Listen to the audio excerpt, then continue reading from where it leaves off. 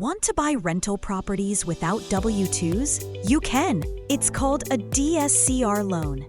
Today, we're breaking down a powerful tool for investors, the Debt Service Coverage Ratio Loan, or DSCR. DSCR measures your property's ability to pay for itself, calculated as net operating income divided by loan payment. Approval is based on property performance, not personal job status, ideal for self-employed or retired investors. Full-time landlords scale up with DSCR loans, especially if they buy in LLCs or have high assets but low reported income.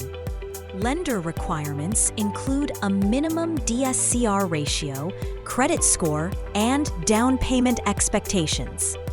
Let's say Maria buys a duplex.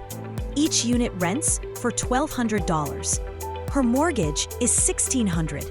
DSCR is 1.5. If you're ready to see if a DSCR loan can help you buy your next rental property, check your eligibility.